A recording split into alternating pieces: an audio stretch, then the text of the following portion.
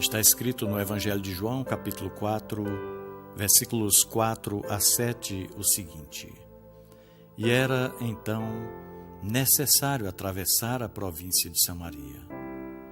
Chegando, pois, a uma cidade samaritana chamada Sicá, perto das terras que Jacó dera a seu filho José, estava ali a fonte de Jacó. Jesus, cansado da viagem, assentara-se junto à fonte, por volta da hora sexta. Nisto, veio uma mulher samaritana tirar água, e disse-lhe Jesus: Dá-me de beber. Meu irmão, minha irmã, tenho um carinho muito grande por essa história.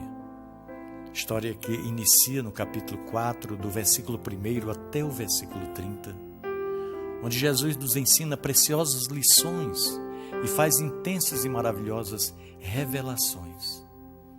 A primeira delas mostra um Jesus à frente de seu tempo, disposto a derrubar todas as barreiras e preconceitos por uma alma. Naquela época, como é até hoje, os homens daquela região não dirigiam a palavra à sua mulher em público, considerada um ser inferior ao homem. Muito menos um homem falava com uma mulher estranha. Jesus, porém, pensava de forma diferente. Todos são iguais diante do Pai Celestial. Inclusive, algumas mulheres seguiam a Jesus. Igualmente proibida era a conversa entre judeus e samaritanos, considerados povos inimigos.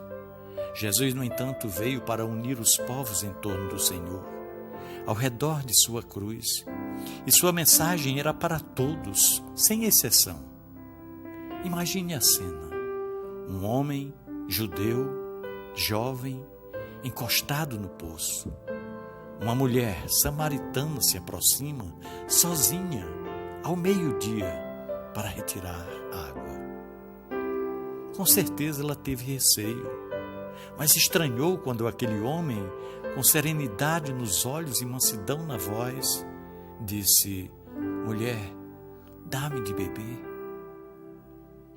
Na verdade, ele não estava com sede.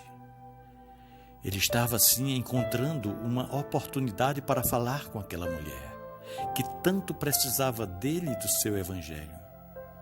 Saiba você que Cristo está esperando apenas uma oportunidade para falar com você.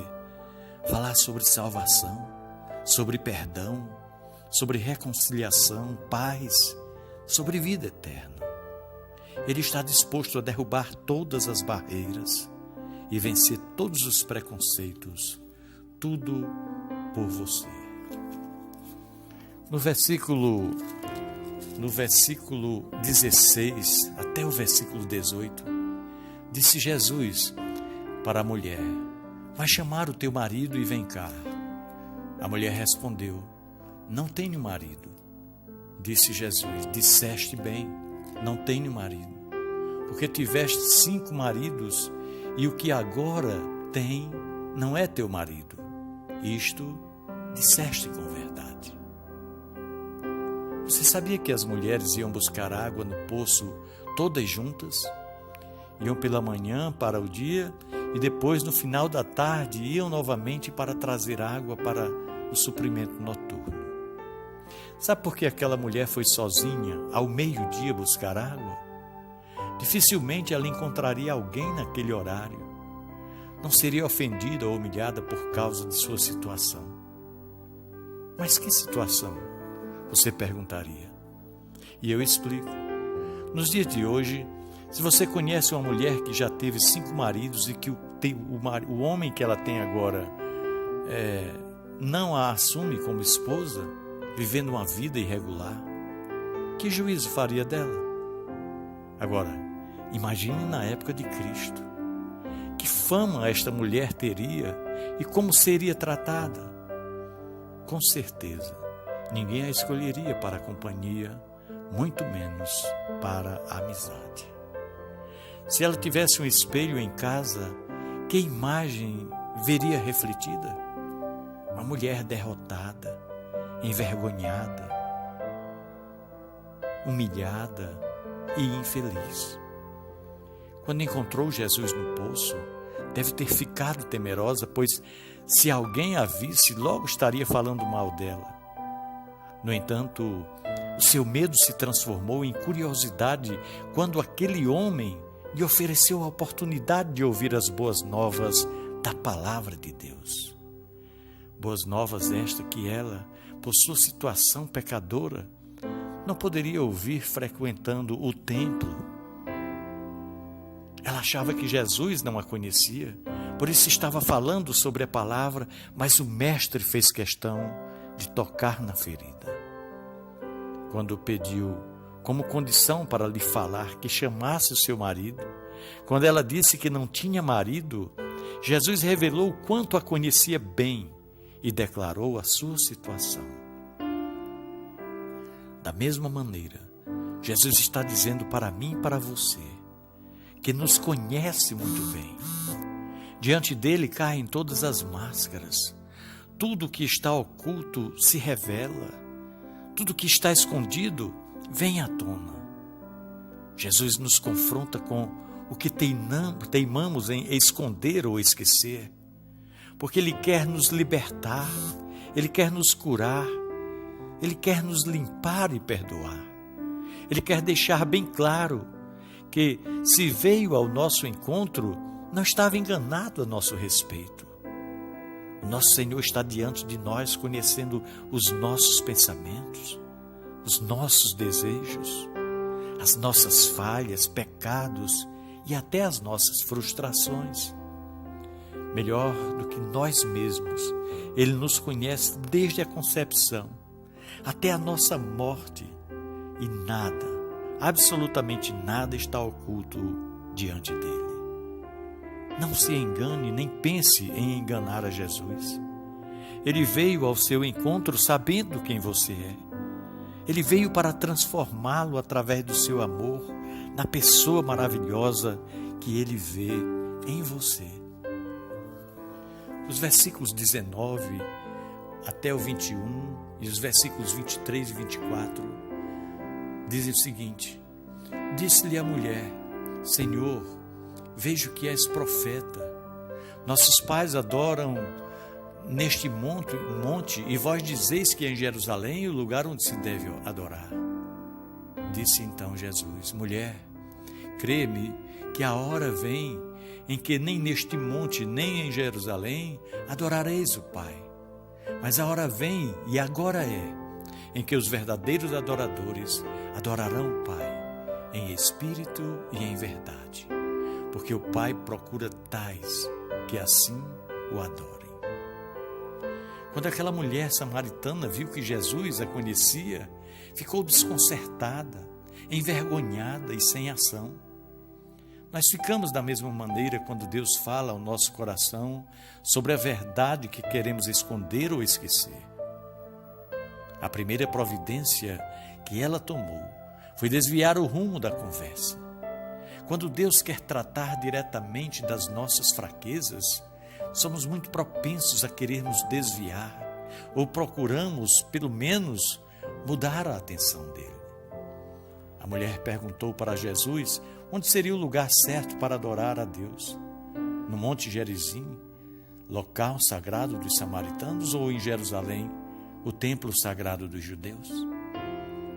E os homens fazem questão de local separado, belamente construído, ricamente adornado e agradavelmente climatizado.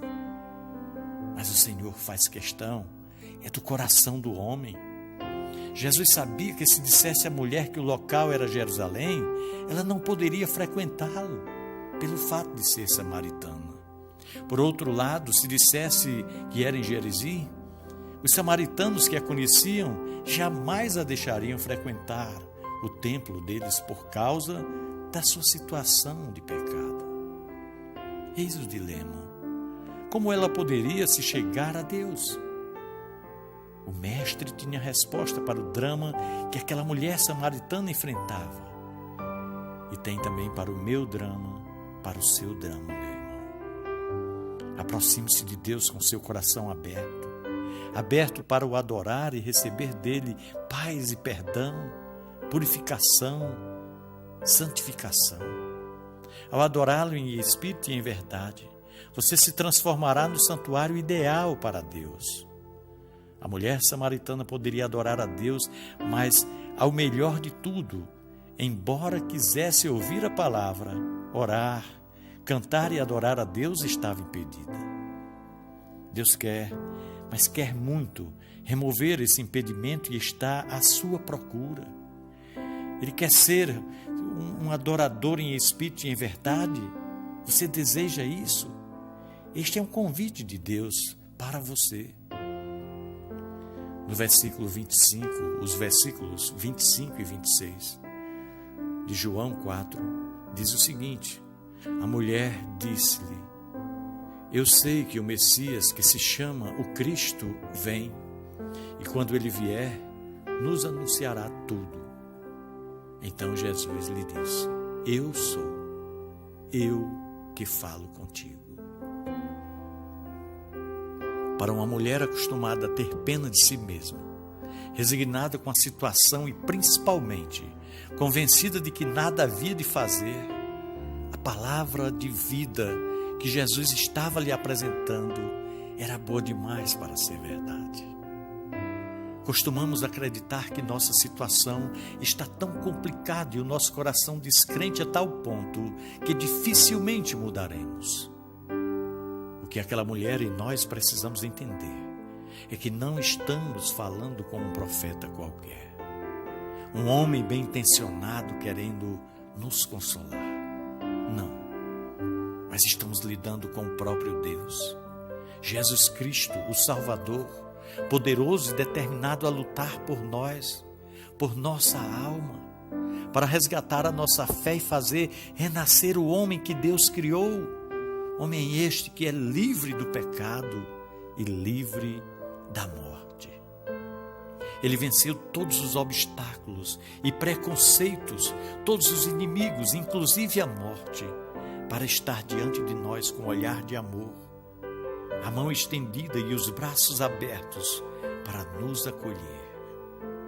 Lembre-se, Ele sabe quem somos, Ele sabe tudo o que fizemos, Ele sabe tudo o quanto erramos e esses erros esfriaram a nossa fé, endureceram nosso coração e enfraqueceram a nossa vontade. Mas Jesus quer que você saiba que tem poder para curar as feridas, seja do corpo, seja da alma. O seu sangue lava as manchas do pecado. Seu poder ressuscita os mortos e mesmo que você ache que está morto, Deus chama você de volta para a vida. Ele apaga as suas transgressões e as deixa no passado e recria o seu presente e também lhe dá um novo futuro. Portanto, não se engane. Você está falando com o Alfa e o Ômega, o princípio e o fim de tudo, o fiel e verdadeiro Senhor dos senhores, o seu Deus. Ele veio ao seu encontro. É Ele quem fala com você através dessa meditação. Creia, creia e seja feliz. Pensemos nisso. No amor de Cristo. Amém.